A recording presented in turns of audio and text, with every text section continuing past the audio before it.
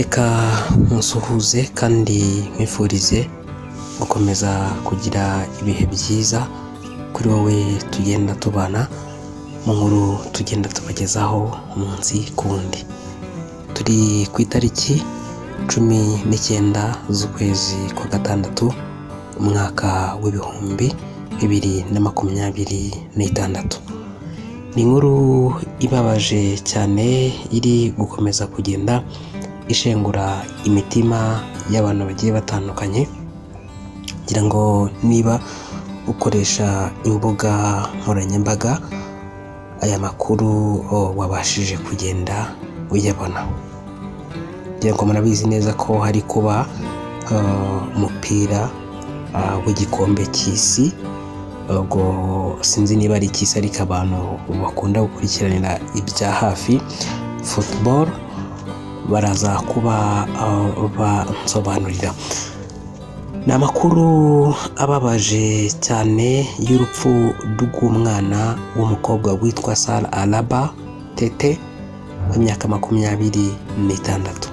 Ngira ngo ku mbuga nkoranyambaga zigiye zitandukanye ahantu hose bakomeje kugenda ubona aya makuru ababaje. Uyu mwana w'umukobwa akaba yari n'umunyamategeko cyangwa se yari lawyer mu ndimi z'amahanga. Akaba yari afite imyaka 26 y'amavuko. Bivugwa ko yaje kuza gupfa nyuma yo kugwa mu gihe cyo kwizihiza intsinzi y'iki gihugu cya Ghana, Panama. Yego, iyi ni imwe mu nkuru iri gukomeza kugenda ishengura imitima y'abantu bagiye batandukanye. Ngira ngo turaza kuza kuba tugaruka ku butumwa yakiriye bwa nyuma ku rukuta rwe rwa X yahoze ari Twitter mbere y'uko yerekeza gufana. Hari kwa gatatu ubwo nibwo Salah Alaba Tete ufite imyaka 26 y'amavuko, akaba ari n'umunyamategeko wigenga, yaje gupfa nyuma yo gufatwa n'umutima ubwo yishimiraga intsinzi ya Ghana kuri Panama.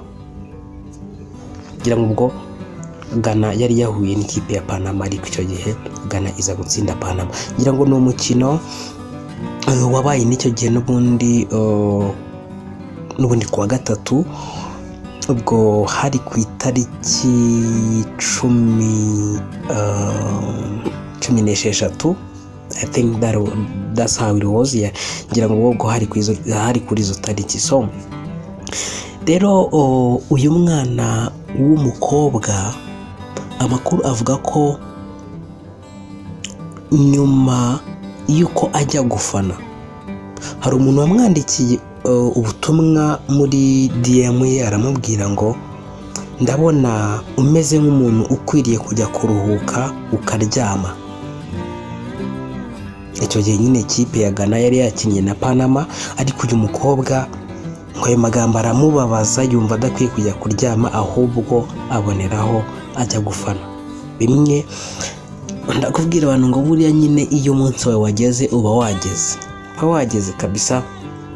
Nk'uko rero amakuru agenda abitangaza, uyu munyamategeko wari ukiri muto cyane waje guhamagarwa mu kabari ka Ghana.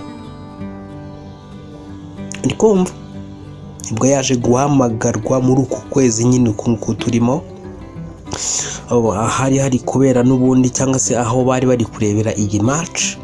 Yahise ajya aho ngaho nyine muri ako kabari, ajya kwishimana inshuti y'abavandimwe bajya gufana. So rero nibwo yahise agwa ahantu hari mu gitaramo.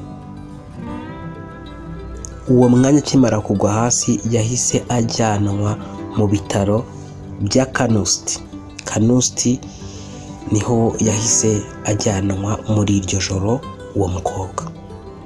Nubwo abaganga bagerageje gukora ibishoboka byose kugira ngo babe bamugarurira ubuzima, ariko byaje kurangira uyu mwana w'umukobwa yitabye Imana. Kuva icyo gihe umurambo we wahise ubikwa muri icyo kigo cy'ubuvuzi cya KNUST kugira ngo n'ubundi bakomeze babungabunge kandi banasuzume neza mu by'ukuri icyaba cyateye urupfu rwe, cyane ko bo babonye yikubita hasi. Rero benshi niyo mpamvu bahise batekereza ko uyu mwana w'umukobwa ashobora kuba yari asanzwe arwaye umutima, kubera ko abantu bagiye batandukanye benshi bari gukomeza kugenda bagira bati impamvu yikubise hasi yarafannye cyane birarenga, ariko ntago gufana ubwabyo, gufana ntago byatuma nyine upfa, kereka hari ikindi kibazo. Urumva we yarishimye, ibyishimo biramurenga, ariko ngo biza kurangira umutima umufashe yikubita hasi. Ni ibintu rero byababaje imitima y'abantu bagiye batandukanye, benshi bakomeje no kugenda bagaragaza akababaro, ndetse n'umuryango we muri rusange, inshuti ndetse na bagenzi be.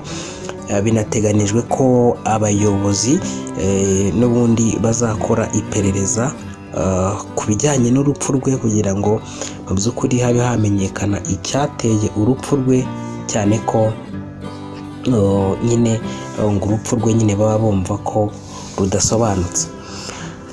Ngayo nguko ngira ngo wenda wari wakomeje kugenda ubona ku mbuga nkoranyambaga zigiye zitandukanye amafoto y'uyu mwana hariya mu gihugu cya Ghana, bibaza bati byagenze gute, ni iki bijya mbere, kugira ngo ubwo ngubwo wenda urasobanukiwe. Hanyuma nshimire wowe tubana umunsi ku wundi mu nkuru tugenda tubagezaho umunsi ku wundi, ariko niba ari n'ubwa mbere ugeze aha ngaha, ndebera aho hasi mu ijambo subscribe, ubundi urikandeho.